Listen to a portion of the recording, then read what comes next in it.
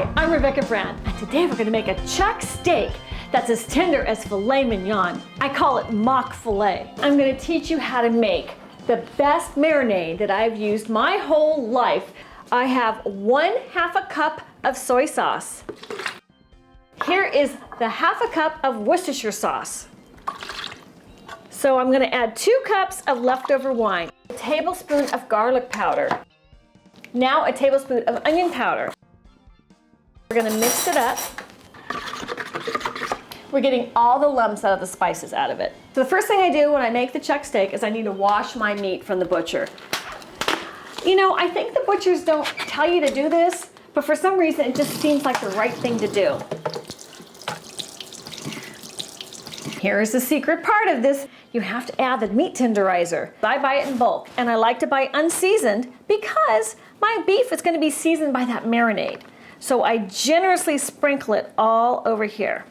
When I was growing up, it was a privilege to be able to grab a fork and put that tenderizer into the meat.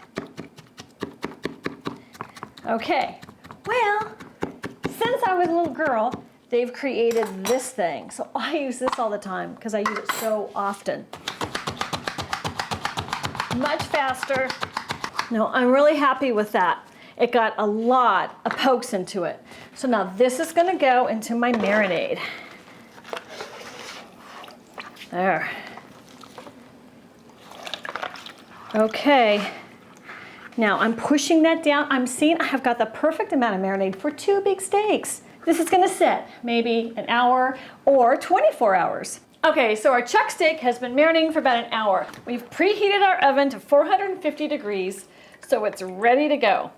We want to get that extra moisture off because we really wanted to get to crust on it. And I'm going to put it in this roasting pan. It could be any pan you have, but you know what? It's going to make a big mess, so I'm going to put a little foil on the bottom for easy cleanup later. There. This guy is dry enough to go in. Here he goes. Shove them together. All right. In it goes. Okay. Now I'm going to stick it in the oven to get the crust. Hot oven. Here we go. Goes on the middle rack. Okay. Timer, 20 minutes. Okay, there we go.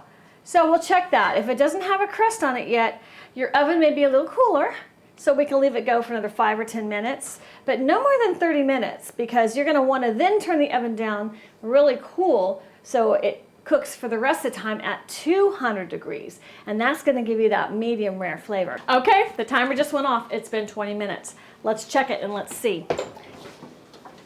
Oh, it's hot. Oh, okay, here we go. Yeah, that's got a beautiful color on it. So I'm happy with this. I think that turned out good. So that's going to sit on top of the stove. I'm going to turn the oven off. Now I need to kind of cool down the oven because I want to finish cooking it at 200 degrees. So I'm going to leave this aerating in here until it cools down. So now it's been 1.5 hours since I put the roast beef in on 200 degrees. I cook it for 30 minutes a pound. And that's about 3 pounds of meat. So 1.5 hours was the perfect amount of time for it.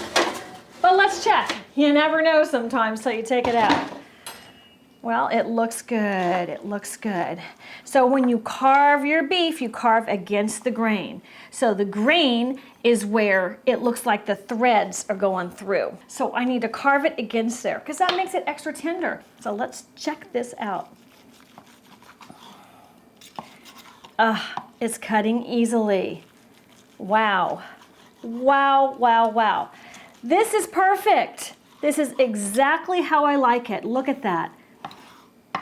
It is medium rare in the center, and on the edges, it is more cooked. So that's just how I want it. Here we go.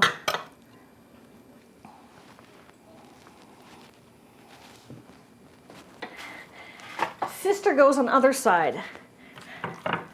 I'll carve her up when the people are here. This is the perfect color for me. That's the way I like it. That is so perfect. Look at that. I've billed this as mock filet mignon. Let's see.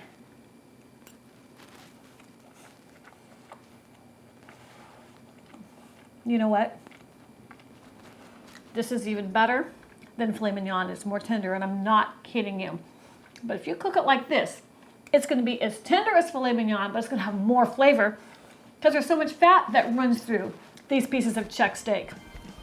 But for $2.79 a pound, you have the most amazing steak dinner.